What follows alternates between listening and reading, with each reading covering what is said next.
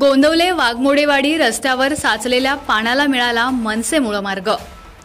रस्त्याच्या दुरुस्तीसाठी मनसेच्या धैर्यशील पाटलांना आंदोलनापूर्वीच मिळालं यश। पाहूया सविस्तर बातमी।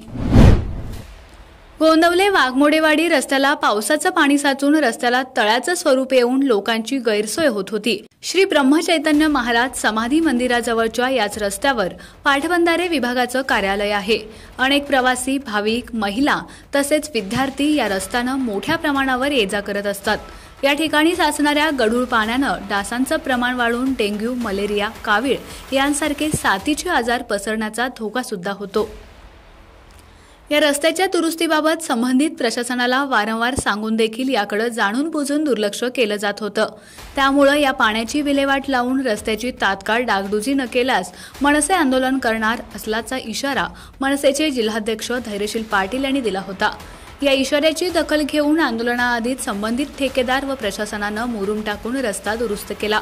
या रस्त्यावरील खड्डे भरले तसेच रोलरच्या सहाय्यानं रस्त्याचे सपाटीकरण करण्यात आलं। यावेळी मनसे जिल्हाध्यक्ष धैर्यशील पाटील, मनसे विद्यार्थी सेनेचे जिल्हाध्यक्ष सागर कट्टे, रणजित पडमलकर, राजेंद्र कट्टे, विजय पाटील, राजेंद्र पाटील व कार्यकर्ते भर पावसात थांबून होते।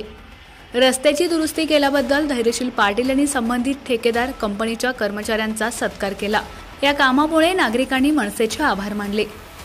3 दिवसापूर्वी आम्ही हा वाघमोडे रोडला तळ्याचं स्वरूप निर्माण झालेलं होतं, त्या संबंधित आवाज उठवला होता। संबंधित यूट्यूब चॅनल, प्रेस मीडियाने हा विषय लावून धरला होता। आम्ही आंदोलनाचा इशारा दिला होता।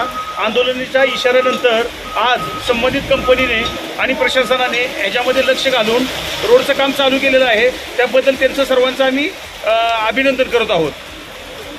आपला आवाज न्यूजसाठी एकनाथ वाघमोडे, दहिवडी।